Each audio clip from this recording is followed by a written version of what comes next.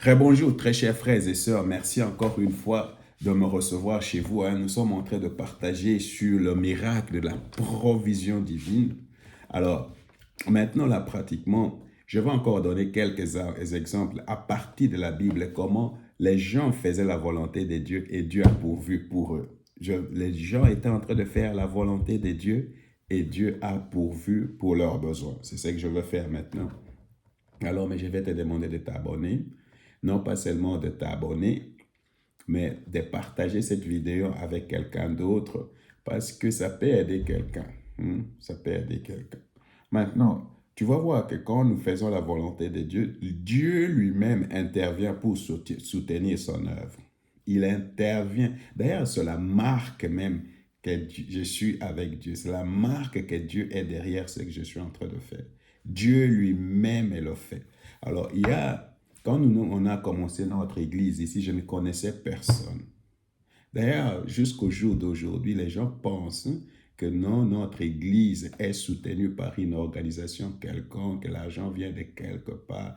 Mon frère, ma soeur, l'argent ne vient de nulle part. Personne. C'est Dieu lui-même qui nous aide au jour le jour.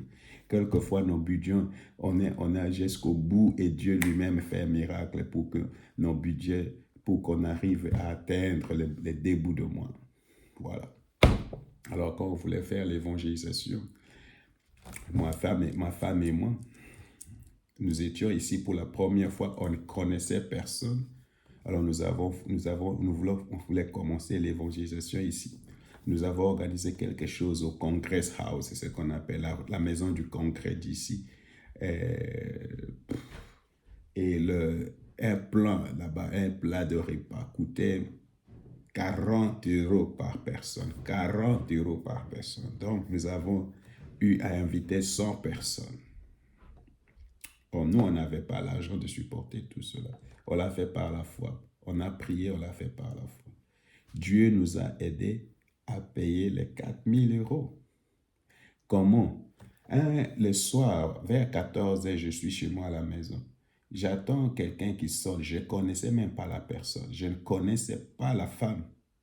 Une femme vient avec une enveloppe où Dieu lui a dit qu'il me donne cet argent. Et puis elle me donne l'argent, elle est partie. Je ne connaissais même pas la femme.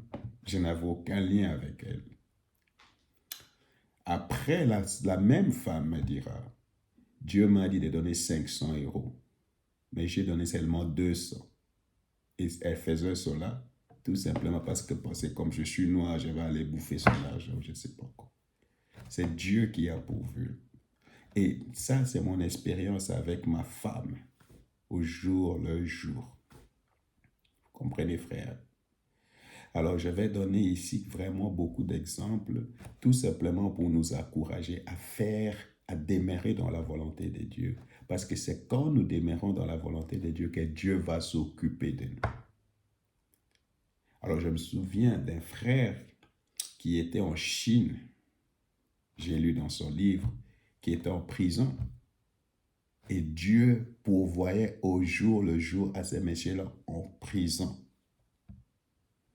Alors, c'est ça le miracle. Alors ici, par exemple, quand vous lisez dans je ne sais pas si on dit Jonas chapitre 2, verset 1, Dieu a envoyé Jonas vers Ninive. Et Jonas ne voulait pas. Alors Dieu lui-même a préparé un poisson pour aller l'avaler. C'est Dieu qui avait préparé cela. Un grand poisson. Beaucoup de gens disent, est-ce que c'est possible? Oui, c'est possible. Parce que si c'est dans la Bible, c'est que c'est possible. Dieu a préparé cela. Quand vous lisez Néhémie, chapitre 9, verset 15, la Bible dit, quand les enfants d'Israël sortaient d'Égypte, c'est Dieu leur avait donné du pain et il leur avait donné aussi à boire. C'est Dieu qui avait fait cela. Alors quand vous lisez Matthieu chapitre 6, verset 25 à 26, la Bible dit que Dieu pourvoit même pour les oiseaux. Ces oiseaux-là ne travaillent pas, n'amassent pas, ne récoltent pas, mais ces oiseaux-là ne meurent pas de faim. C'est Dieu qui fait ça. Alors Dieu va faire la même chose pour vous. Alors, je veux lire maintenant Matthieu chapitre 17, verset 24 à 27. Lorsqu'ils arrivèrent à Capernaum, ceux qui percevaient l'impôt annuel s'approchèrent de Pierre et lui dirent, « Votre maître ne paie-t-il pas l'impôt annuel ?» Si, dit-il, quand il fut entré dans la maison, Jésus prit les devants et dit, « Qu'en penses-tu, Simon, le roi de la terre, de qui perçoivent-ils des taxes ou des impôts? De leurs fils ou des étrangers? » Il lui dit, « Des étrangers. » Jésus lui répondit, « Leurs fils en sont donc exemptés. Cependant, pour ne pas les choquer, va au lac, jette l'hameçon et tire le premier poisson qui viendra. Ouvre-lui la bouche et tu trouveras de l'argent. Prends-les et donne-les pour moi et pour toi. » Alors Jésus dit, va, pour ne pas les choquer, va payer les impôts. Alors moi, je vais d'abord te dire, Jésus veut te choquer. Qu'est-ce qui était choquant pour Pierre? Est-ce que c'est le fait de payer les impôts ou c'est le fait de voir comment Dieu a pourvu au paiement des taxes par un poisson? Alors vous voyez, alors avant, je vais dire un mot à propos de taxes et des impôts et à propos de la dîme. Parce que beaucoup de chrétiens ne sont pas vraiment bénis, ils n'expérimentent pas la provision de Dieu parce qu'ils volent Dieu, ils ne payent pas leur dîme. Alors quand tu ne payes pas ta dîme, il ne faut pas expérimenter que tu sois dans la bénédiction de Dieu, dans la provision de Dieu. Pourquoi? Parce que tu n'es pas dans la volonté de Dieu. Tu es en train de voler Dieu. La Bible dit tu voles Dieu. Alors, si quelqu'un vole Dieu, comment Dieu peut te bénir? Comment tu peux expérimenter la provision de Dieu? Alors, chaque fois tu penses que moi, je n'ai pas assez et tu bouffes. Ça, c'est une source de malédiction, dit la Bible. Alors, beaucoup de gens sont maudits à cause de cela. De deux, quand tu ne paies pas tes impôts ou quand tu les paies toujours mal. Tu voles l'État. C'est un péché. C'est une source de malédiction. C'est pourquoi les gens s'étonnent que dans nos pays, par exemple en Afrique, surtout dans le pays où on ne paie pas les impôts, nous ne vivons pas vraiment dans la bénédiction. Parce que dans tout le pays où ça fonctionne, les gens paient les impôts. Les gens paient le taxe. Moi, ça m'étonne. Je ne sais pas ailleurs, mais quand je regarde notre église du Congo, c'est une église où les chrétiens ne paient pas leurs taxes. Et ce sont les gens qui se demandent toujours pourquoi les routes ne sont pas faites. Alors, ils vont dire il y a de la corruption et tout ça. C'est vrai, il y a de la corruption. Mais tu penses qu'il n'y a pas de la corruption ailleurs? C'est pour cette raison que c'est très important de payer les impôts. Alors, je vais vous dire une chose. Il n'y a pas longtemps, je pense que c'était en avril de cette année, Dieu nous a bénis par le travail de ma femme avec une grande somme d'argent, une très grande somme d'argent. Donc, à notre, parce que grande c'est relatif, mais c'était pour nous très grand. Et nous devons payer les impôts. Nous avons payé la moitié des impôts, frère. La moitié. Ça faisait mal, la moitié. Alors, tu comprends? Nous devons payer les impôts. Et nous, on ne veut pas voler l'État. On ne veut pas voler Dieu non plus. Et c'est pour cette raison, Dieu pourvoit aussi à nos besoins. Alors, j'avais appris de Derek Prince qui avait la crise de 1929, la crise économique. C'est comme maintenant. Il y avait aussi la même crise à 2008. 2008, il y avait une crise économique énorme. Maintenant, depuis qu'il y a Covid, il y a une crise économique.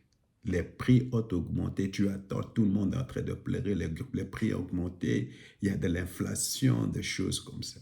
Ce qui m'étonne est que beaucoup de chrétiens pleurent aussi, comme tout le monde, oh, les prix ont augmenté, les choses comme ça. Mais Derek Prince avait dit il parlait de la dîme, les gens qui paient de la dîme, il a dit, dans une église où il était pasteur, ou quelqu'un était pasteur, je ne sais plus vraiment la réalité, il y avait la crise, mais les gens qui se plaignaient de cette crise-là, c'était des gens qui ne payaient pas régulièrement leurs dîmes. Mais les autres qui payaient leurs dîmes, Dieu avait pourvoyait à leurs besoins pendant toute cette période de crise. Et c'est mon expérience personnelle. Nous, on paie notre dîme, on paie nos impôts.